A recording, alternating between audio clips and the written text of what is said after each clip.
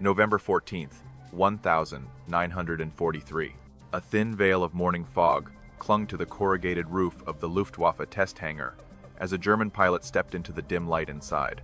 Before him, under a soft pool of amber overhead lamps, sat the strangest machine his unit had ever dragged back from the front lines.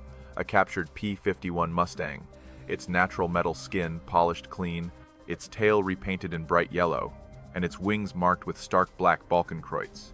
It looked absurd and dangerous at the same time, an American thoroughbred dressed in enemy colors. The mechanics standing around kept their distance. They were used to the sharp angles of the Bf-109 and the muscle of the FW-190 nothing like this sleek, unnervingly smooth airframe. One technician muttered through a cold breath, "American design. Flashy nonsense. It won't survive a European winter." Hello everyone. Before we begin today's video, I need your help. We've noticed that the channel is losing traction, and subscribing is one of the best ways you can help us. It's quick, free, and allows us to continue bringing you great content. Your support means everything. Let's keep this channel growing collectively. Where are you watching from? Drop your city or country in the comments below. Thank you very much. The pilot didn't answer. He ran his glove gently along the Mustang's wing root, feeling how the metal almost slipped under his touch. German fighters never felt like this. This wasn't a factory quirk or stylistic flair. This was engineering he couldn't categorize immediately, and that alone unsettled him. Behind him, a test officer recited the official checklist with clipped, bureaucratic precision. No combat maneuvers, no hard rolls, no high-speed dives, stability testing only. These are your orders. The protocol had been written for safe paperwork flights, not for understanding a foreign machine that, rumor said, had escorted bombers deeper and deeper into Germany with terrifying efficiency. The pilot crouched to inspect the Mustang's ventral scoop, the feature that German engineers had mocked since the morning it arrived. A radiator that big kills speed, one had laughed. German doctrine had long insisted that superiority in the European air war would come from disciplined formations, rapid high-altitude climbs, and tightly coordinated attacks that broke enemy cohesion before any individual duel could unfold. Yet this confident belief was beginning to crack as pilots encountered opponents whose performance profiles no longer aligned with the assumptions codified in the Luftwaffe's training manuals. He stepped back, taking in the aircraft from nose to tail, the long, elegant wings, the impossibly clean lines, the Merlin-powered precision hidden beneath the cowling. There was something here that didn't match every briefing, every lecture, every confident dismissal from high command. Something dangerous. Something the Luftwaffe had not prepared for. And as he climbed onto the wing root and looked into the captured cockpit for the first time, he realized a simple, unsettling truth. If he followed the rulebook today, Germany would never understand the weapon America had just built. The fog outside the hangar had barely begun to lift when the pilot stepped back from the Mustang, sensing that this captured machine existed within a much larger story than anyone in the building fully understood. A story shaped by months of brutal attrition that was slowly eroding the Luftwaffe's confidence in its once unquestioned dominance of the skies. Across Europe, bomber streams were growing larger and more coordinated, pushing deeper into German territory with each passing week, and every squadron knew that intercepting them demanded more from German fighters than their aging designs could consistently deliver under the crushing weight of an air war turning steadily against them. By late 1943, the Luftwaffe's proud Jagdgeschwader wings were bleeding, experienced pilots at a rate no training program could realistically replace, forcing younger and less seasoned men into cockpits they were barely ready to occupy, while veteran aces fought exhausted battles that stretched their endurance far beyond anything imagined during the war's early triumphs. Each mission carried a grim familiarity: climb rapidly to intercept the incoming bomber streams, punch through the deadly defensive fire, then attempt to disengage, while trying not to be caught by the growing number of Allied escort fighters that seemed to multiply with unnerving consistency. The Bf-109 and FW-190, once considered jewels of German engineering, were beginning to show their limits as they faced heavier, faster, and more persistent opposition, especially at the higher altitudes where the American bombing campaign operated with increasing confidence. Every pilot understood that altitude was life, speed was survival, and energy retention defined who commanded a fight. Yet these principles were becoming harder to uphold as Allied fighters appeared with performance envelopes that confounded long-held assumptions baked into Luftwaffe doctrine since the early days of the war. Rumors had circulated quietly through the squadrons about a new American escort fighter that could climb alongside the German interceptors, dive with frightening stability, and, far more troubling, maintain enough fuel to remain with the bomber formations long after German fighters were forced to break off and return to base. Some pilots claimed they had seen these silver aircraft sweeping high above the clouds like predatory birds, marking targets with cold precision, while others insisted the sightings were exaggerated, stories born from fatigue and frustration rather than sober observation. Inside the strategic headquarters, analysts had dismissed many pilot reports as misidentifications or overestimations, insisting that no Allied fighter possessed the range or performance characteristics described in these scattered accounts. However, engineers assigned to intelligence evaluation teams were beginning to suspect that the Americans had introduced an airframe fundamentally different from anything previously encountered, especially after fragments of unfamiliar aluminum alloys and aerodynamic components were recovered from several crash sites along the Western Front.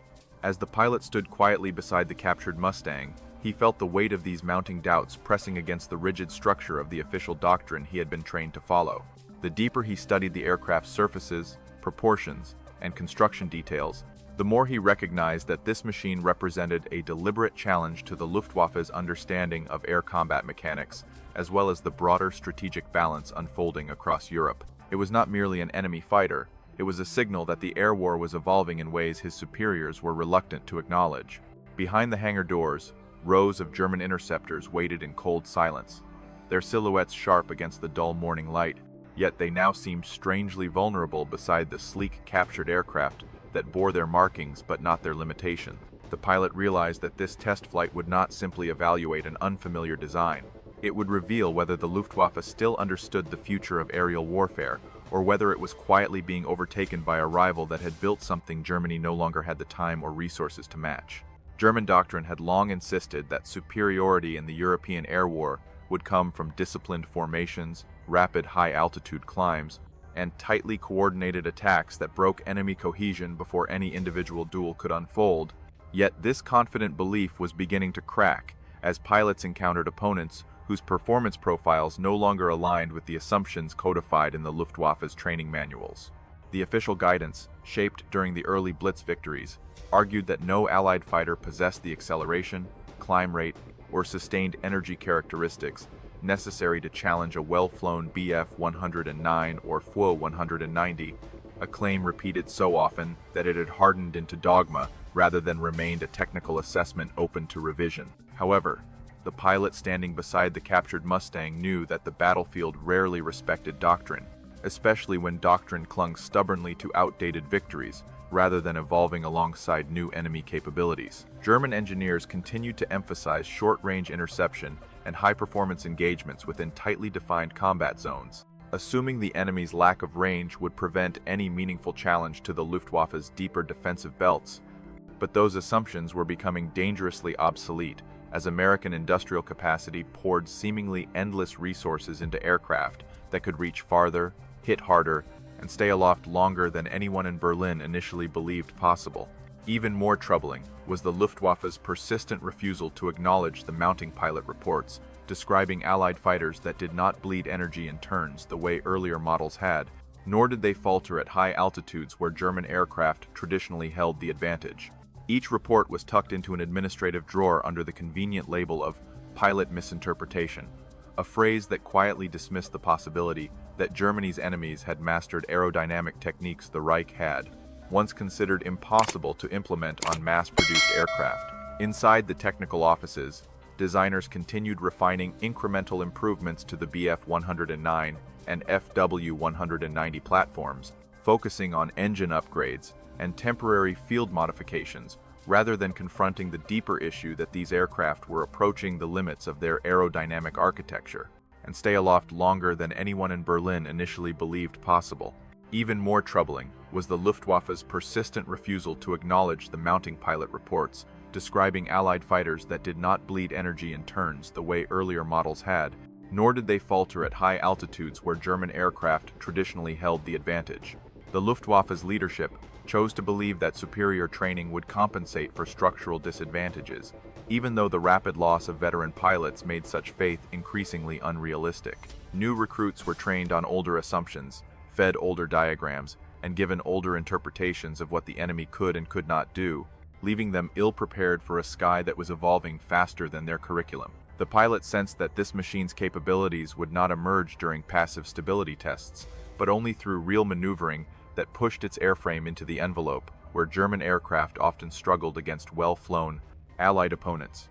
The Luftwaffe's leadership chose to believe that superior training would compensate for structural disadvantages, even though the rapid loss of veteran pilots made such faith increasingly unrealistic. New recruits were trained on older assumptions, fed older diagrams, and given older interpretations of what the enemy could and could not do, leaving them ill-prepared for a sky that was evolving faster than their curriculum. We've noticed that the channel is losing traction, and subscribing is one of the best ways you can help us. It's quick, free, and allows us to continue bringing you great content. Your support means everything. Let's keep this channel growing collectively. Where are you watching from?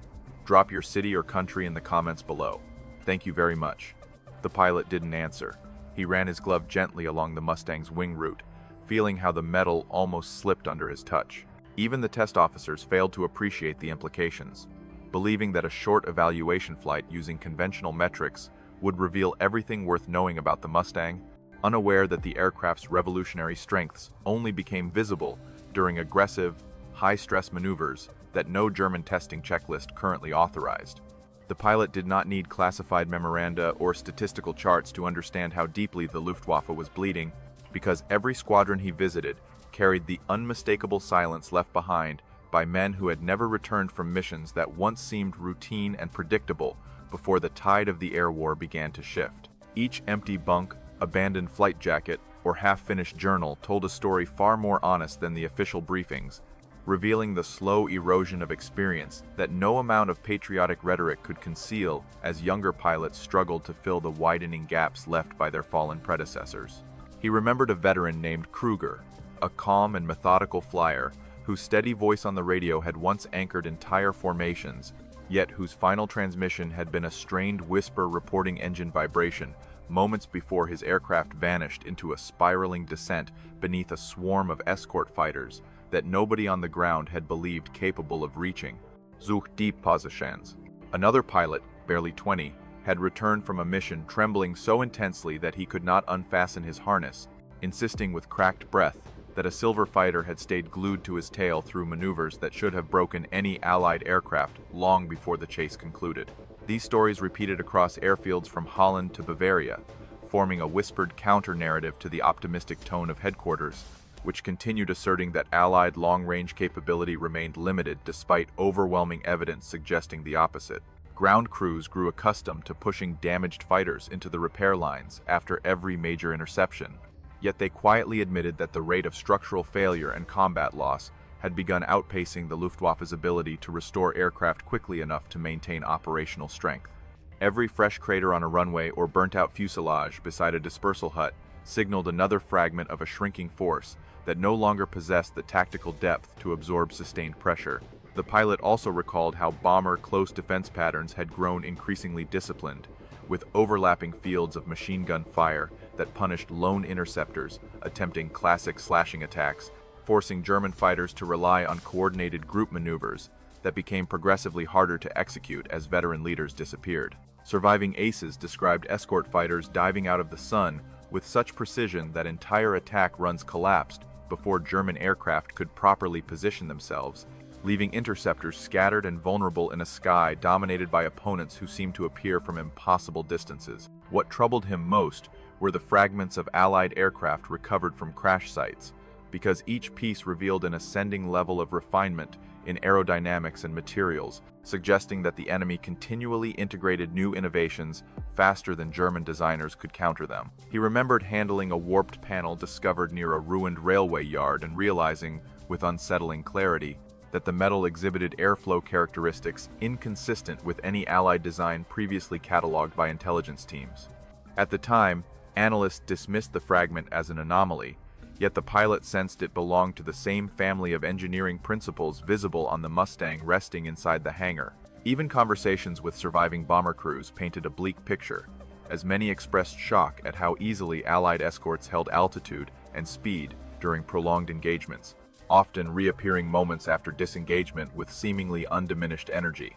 These reports matched the growing belief among German tacticians that the enemy had achieved a breakthrough in sustained performance, a theory that gained further credibility when several squadrons reported losing engagements they technically should have won, according to existing Luftwaffe doctrine. For the pilot, these accumulated losses served as undeniable evidence that the air war's center of gravity had shifted decisively, because no doctrine, no matter how elegantly crafted, could survive contact with an enemy whose technology and endurance were evolving faster than Germany's ability to measure or comprehend. As he turned back toward the captured Mustang, he understood that every missing pilot and shattered aircraft represented not just a tactical setback, but a warning that the Luftwaffe's foundations were beginning to fracture under the weight of an enemy that now seemed prepared to contest the skies on its own terms. As the pilot considered the mounting evidence of shifting air superiority, he realized that the true problem lay not solely in the aircraft Germany fielded, but in the rigid framework of assumptions and procedures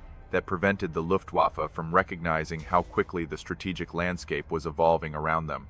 The regulations governing aircraft evaluation had been designed during a period when German engineering appeared unmatched, creating a false belief that nothing fundamentally new could emerge from enemy factories, thereby transforming the testing process into a ritual meant to confirm superiority rather than challenge preconceptions. Engineers, trapped within those boundaries, continued to dissect captured aircraft through narrow technical lenses, treating every foreign design as an incremental variation rather than a potential leap that might require re-evaluating long-established aerodynamic principles.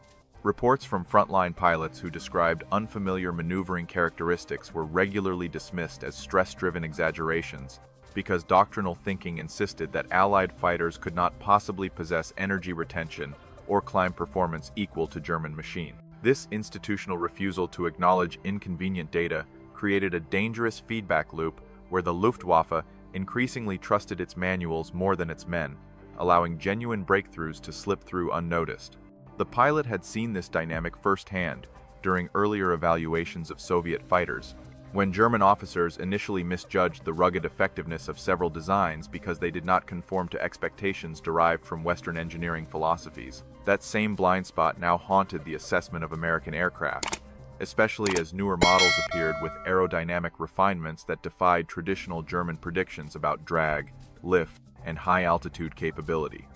Despite mounting evidence, the regulations still demanded test flights restricted to gentle maneuvers, thereby preventing pilots from exploring the precise performance envelope where revolutionary features would reveal themselves. The most frustrating aspect lay in how minor mechanical assumptions created major analytical failures, particularly regarding airflow behaviors that emerged only under combat-level stress, where high-speed dives, sustained turns, and abrupt accelerations exposed strengths invisible in idle hangar inspections. The Mustang's laminar-flow wings, for example, appeared unimpressive when measured against static yardsticks, yet became transformative when pushed toward the upper limits of aerodynamic efficiency, a truth that German evaluators repeatedly failed to uncover because the prescribed test patterns forbade the level of aggression required to expose it. The pilot also understood that Germany's bureaucratic structure discouraged innovation at the operational level, because any deviation from regulation risked reprimand, grounding, or reassignment,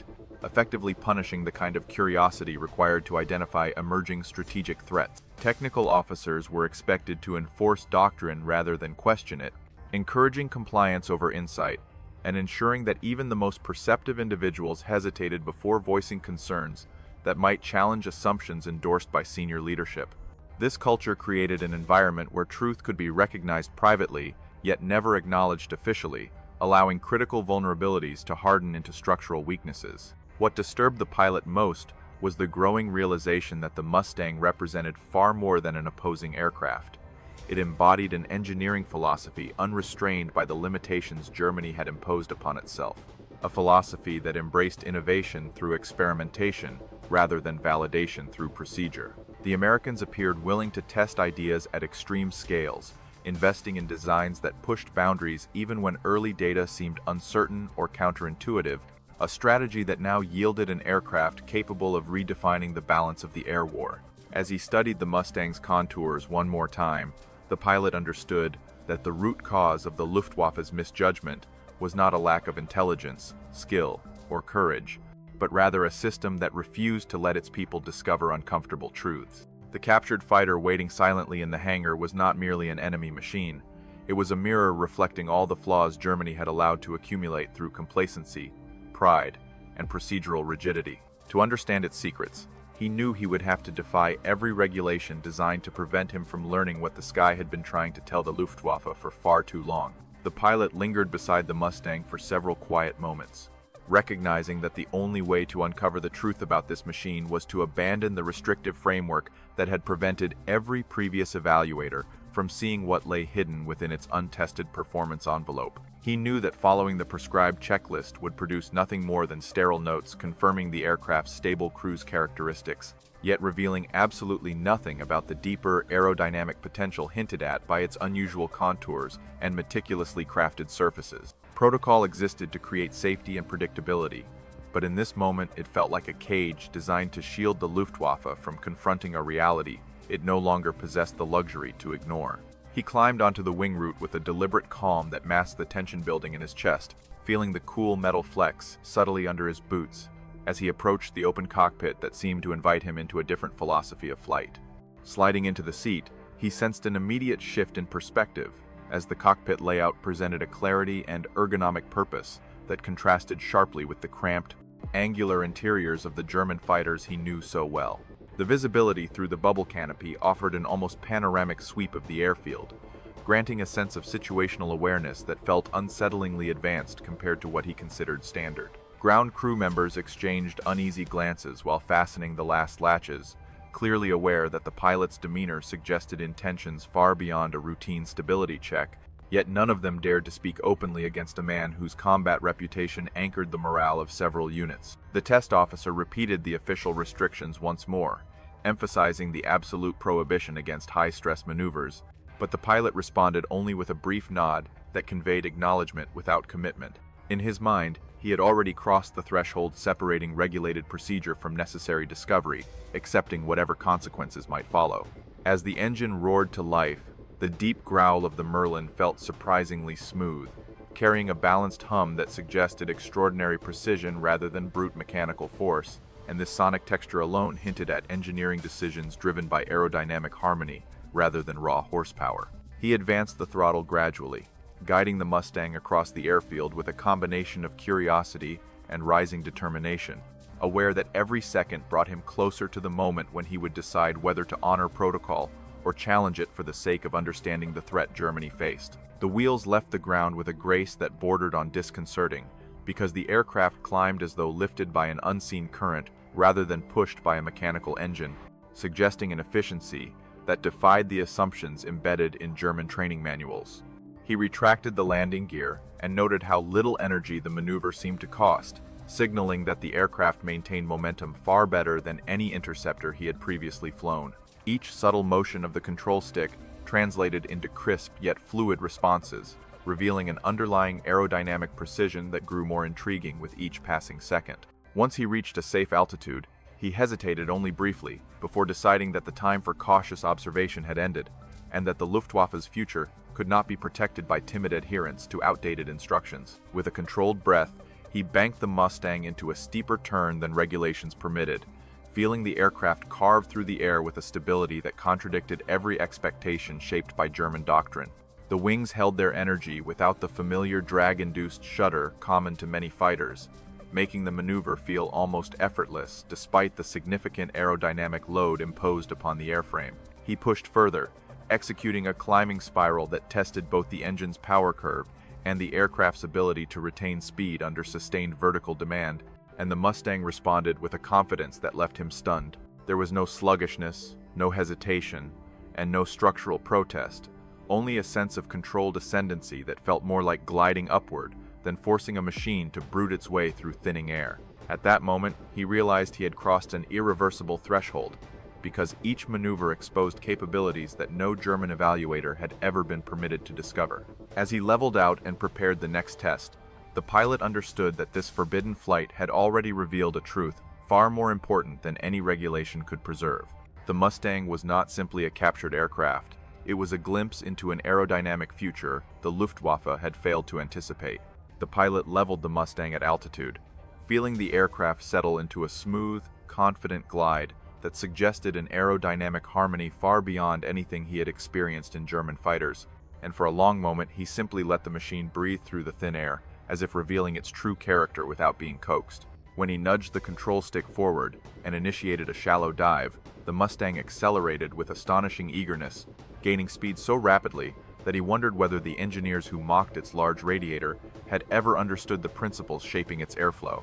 The airframe remained remarkably stable as velocity increased, showing none of the buffeting or vibration that often plagued the Bf-109 during comparable maneuvers, and this stability granted him a sense of predatory confidence that felt almost unnatural for a captured aircraft. He pulled out of the dive with a firm, deliberate motion, bracing for the familiar drag-induced sluggishness that usually followed such aggressive transitions. Yet the Mustang responded with an effortless climb that seemed to defy every expectation inscribed in Luftwaffe manuals. Instead of bleeding energy, the aircraft retained an astonishing portion of its speed, transferring momentum into altitude with a smooth continuity that made the maneuver feel like part of a single, elegant movement rather than a sequence of forced adjustments. The pilot felt his pulse quicken as he realized how dramatically this contradicted the official assessment, claiming that Allied fighters lacked the high-altitude performance necessary to challenge German interceptors. Testing the aircraft further, he rolled into a tighter turn, expecting to feel the inevitable drag wall that usually signaled the aerodynamic limits of a fighter approaching stall threshold. But the Mustang carved through the sky with such clean precision that he momentarily questioned whether the altimeter had misread the descent rate. The laminar-flow wings, criticized by German analysts as theoretical gimmicks, now demonstrated their brilliance as the aircraft maintained lift with extraordinary efficiency, allowing him to sustain a turn radius far smaller than he believed possible without catastrophic energy loss. With each passing second, the pilot felt an uncomfortable truth crystallizing. This aircraft behaved like something designed for a different set of aerodynamic rules altogether. He pushed again, initiating a high G climbing turn meant to expose any weaknesses in structural resilience or engine responsiveness, and the Mustang answered with a powerful, unbroken surge upward that left him momentarily stunned by its tenacity. The Merlin engine did not gasp or whine under strain.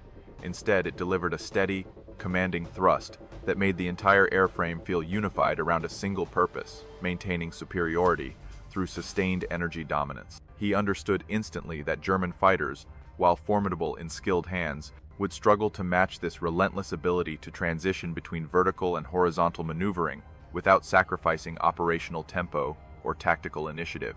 As he continued testing the limits, the pilot sensed that the Mustang's true advantage lay not in raw speed or climb rate alone, but in the seamless way it blended every aerodynamic component into a coherent whole that allowed even daring maneuvers to be executed with surprising safety and confidence. This cohesion meant that an average American pilot, supported by disciplined formation tactics and long-range fuel reserves, could hold his own against Germany's finest, without depending on the instinctive brilliance usually required to survive in the unforgiving chaos of high-altitude combat.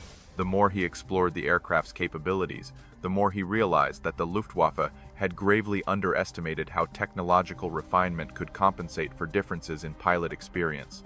A chilling recognition slowly overtook him as he envisioned squads of Mustangs escorting bombers deep into German airspace, arriving at altitude with abundant fuel, abundant energy, and abundant stability, leaving German interceptors exhausted, scattered, and outmaneuvered long before they could form an effective defense. For the first time in his career, the pilot felt an unmistakable shift in the balance of power within the sky, because this aircraft was not just competitive, it was transformational in ways that invalidated years of doctrine and training.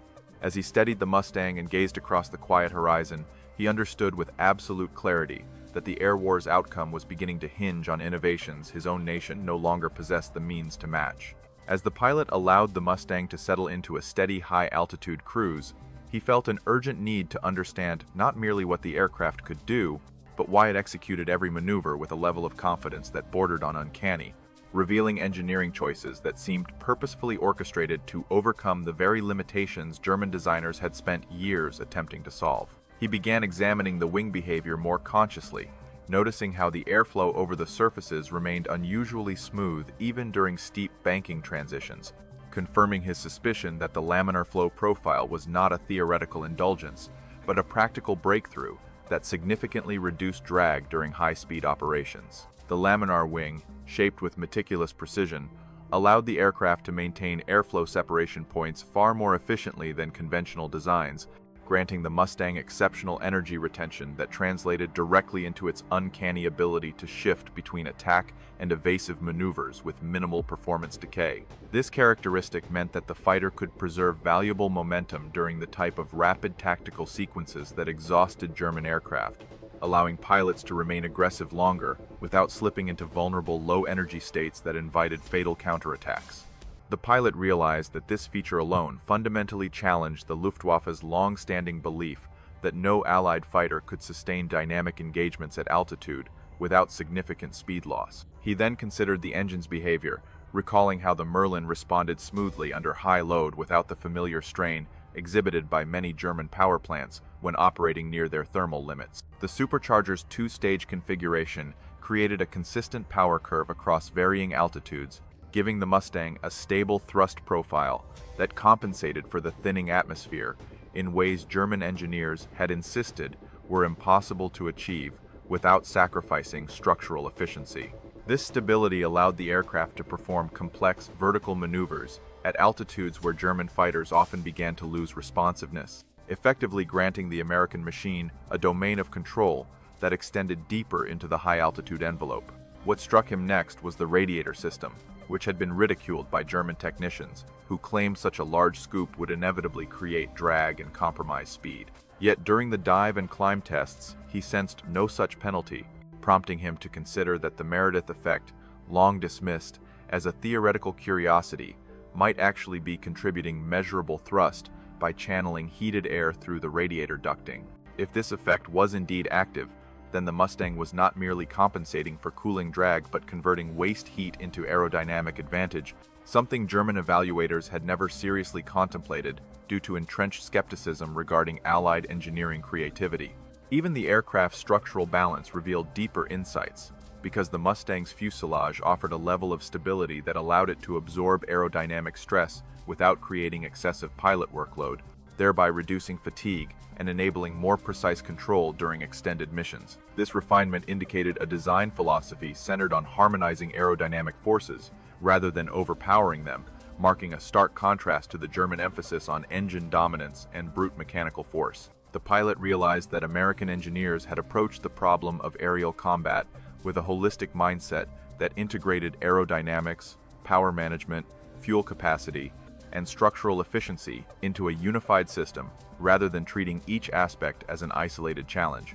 The longer he studied the Mustang in flight, the more he recognized that its superiority stemmed not from one miraculous innovation, but from a network of interlocking decisions executed with remarkable discipline and foresight. Each feature amplified the strengths of the others, resulting in a fighter that behaved less like a conventional aircraft and more like a precisely tuned instrument, capable of reshaping the tactical environment according to its own rhythm. As he guided the Mustang through another smooth roll, he felt a growing sense of inevitability settling over him, because the technical truths unfolding before his eyes made one fact unmistakably clear. The Air War's future belonged to machines designed with this level of integration, and Germany had nothing comparable in development. As the pilot steadied the Mustang and allowed his breathing to settle, he realized that this flight had evolved from a mere evaluation into a personal investigation demanding meticulous documentation, prompting him to mentally shift into the disciplined mindset he reserved for combat debriefs, where every detail mattered more than intuition. He began replaying each maneuver in his mind, noting how the aircraft responded to shifts in pitch, bank, and throttle with a consistency that suggested a harmony of engineering principles, rather than the disjointed compromises he was accustomed to managing in German fighters struggling near their performance limits. He initiated a gentle roll first, intending to establish a baseline for lateral responsiveness, and immediately observed how the aircraft maintained a stable energy state throughout the transition, losing so little speed that he wondered whether the altimeter had momentarily stuck. This behavior contrasted sharply with the FW-190, which often demanded additional throttle input to recover energy lost during equivalent maneuvers, creating a cumulative fatigue that pilots frequently described as draining during prolonged engagements. The Mustang, by comparison, felt almost eager to return to level flight, as though its airframe naturally settled into efficient aerodynamic paths without requiring persistent corrective input. Next, he recorded mental notes on the aircraft's pitch sensitivity, pushing the nose upward into a controlled climb designed to expose any delays or inconsistencies in the power curve.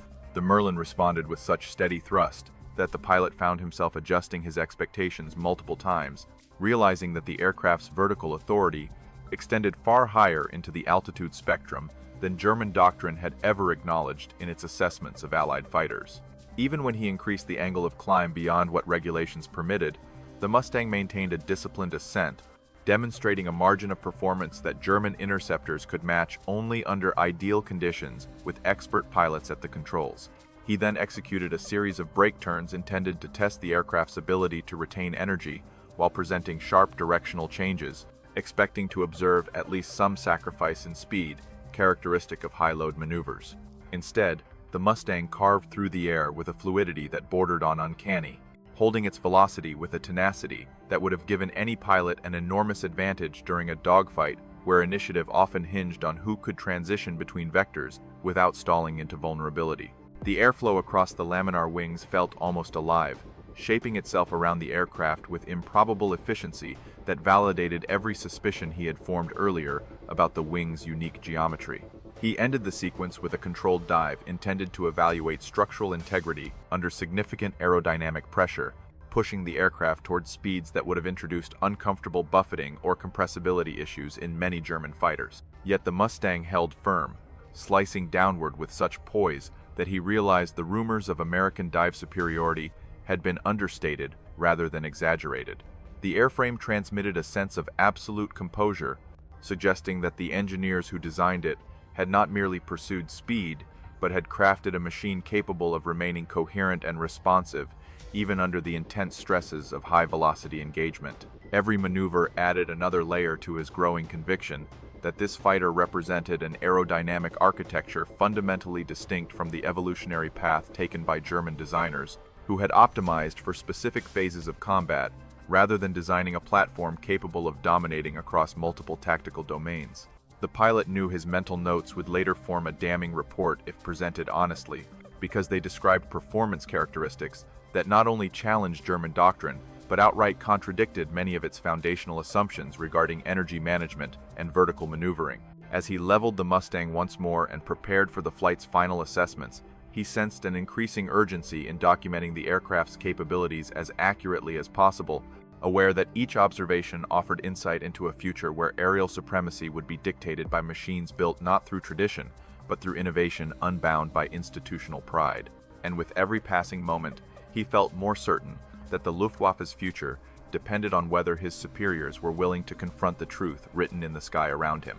When the pilot brought the Mustang back toward the airfield, he approached the landing with an unusual blend of clarity and dread, because he knew the flight had revealed truths far too consequential to be softened into the cautious language that German authorities preferred in their internal evaluations. The aircraft descended with the same graceful composure it had demonstrated throughout the test, giving him plenty of time to rehearse the structure of his report and anticipate the resistance he would face from officers who had built their careers defending assumptions now shattered by a single unauthorized sortie. After rolling to a stop and shutting down the engine, he stepped out of the cockpit with a seriousness that silenced the mechanics nearby, who sensed from his expression that something fundamental had shifted during the flight. He gave only minimal acknowledgments to the waiting officers, choosing instead to march directly toward the operations hut where the technical evaluation team convened after every test, carrying with him an urgency that made his footsteps echo across the cold concrete like a steady drumbeat announcing unwelcome news. Inside the cramped briefing room, the air smelled faintly of oil, stale paper, and anxiety, as several engineers hunched over drafting tables while officers scrutinized diagrams that now felt obsolete in the pilot's mind. He began his report with a calm, authoritative tone, describing the Mustang's stability, energy retention, and vertical maneuvering capabilities, with a clarity that demanded attention even from those predisposed to skepticism. Yet, as he delivered each meticulously phrased observation, he saw several senior officers exchange uncomfortable glances, revealing a reluctance to accept the implications behind his measured words. When he explained how the aircraft had sustained aggressive maneuvers without significant performance loss, One technical officer dismissed the insight as an outlier attributable to miscalibrated instruments or unusual atmospheric conditions, prompting the pilot to respond with a firm, uncharacteristically sharp rebuttal, emphasizing the repeatability and consistency of the behaviors he observed. The room grew visibly tense as he continued, mapping out the aerodynamic logic behind the laminar wings and outlining how the Merlin engine's power curve enabled superior high-altitude performance, effectively dismantling the established belief that Allied fighters could not challenge German interceptors in the vertical domain. The true conflict emerged when he addressed the strategic implications, explaining that entire formations of such aircraft would render existing Luftwaffe interception doctrine dangerously irrelevant by extending escort coverage deep into German territory and overwhelming fighter defenses through sheer endurance and energy dominance. A senior officer interrupted him with a dismissive tone, claiming that American industry lacked the capacity to produce such advanced aircraft in meaningful numbers, yet the pilot countered that even limited deployment could shift the tactical balance by protecting bombers during the most vulnerable phases of their missions. Another officer accused him of exaggeration, suggesting that fatigue or emotional bias had colored his judgment, but the pilot refused to retreat from his conclusions, reminding them that denying technological reality had already cost Germany countless experienced aviators. He emphasized that the Mustang's combination of aerodynamic refinement, structural discipline, and operational range represented a paradigm shift that must be acknowledged immediately if the Luftwaffe wished to preserve any meaningful influence over the skies. His voice, steady yet weighted with urgency, carried a tone that left no room for ambiguity, forcing the room to confront the possibility that the air war had entered a stage where German assumptions no longer held authority. Despite the thoroughness of his report, he sensed the room hardening against him, not because his evidence lacked credibility, but because accepting it required admitting that Germany's strategic position had deteriorated more severely than High Command publicly acknowledged. The officers thanked him formally, yet their measured expressions betrayed their discomfort, signaling that his warning would likely be buried beneath layers of bureaucratic caution, rather than elevated to the urgent priority it demanded. As he left the briefing room, the pilot felt the heavy weight of a truth resisted rather than received, understanding that his discovery had collided with an institution unwilling to revise its worldview. The Mustang had revealed the future, but he feared the Luftwaffe would refuse to see it until the consequences became impossible to ignore. In the months that followed his ignored report, the pilot watched events unfold with a painful clarity that mirrored every fear he had attempted to communicate, as American bombing raids grew larger, more frequent, and far more lethal to German defenses than anything the Luftwaffe had previously confronted.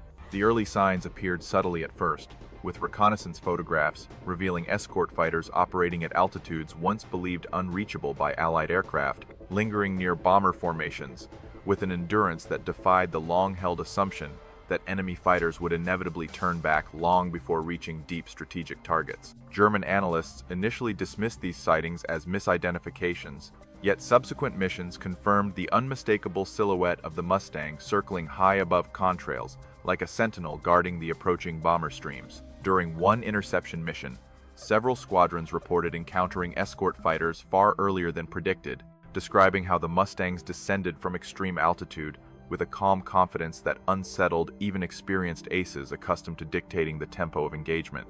Pilots attempting traditional dive and climb tactics found themselves repeatedly countered by American fighters that matched or exceeded their vertical transitions, reversing the dynamic that had once defined Germany's strategic advantage in high-altitude maneuvering. During one interception mission, several squadrons reported encountering escort fighters far earlier than predicted, describing how the Mustangs descended from extreme altitude with a calm confidence that unsettled even experienced aces accustomed to dictating the tempo of engagement. The pilot read debrief after debrief filled with language he recognized from his own suppressed report, describing brake turns where the Mustangs retained impossible amounts of energy, dives where they showed no signs of compressibility shock, and climbs where they maintained thrust curves that German fighters struggled to match even under ideal conditions. Younger aviators returned from missions shaken, insisting that the Americans now fought with a confidence that made conventional interception tactics feel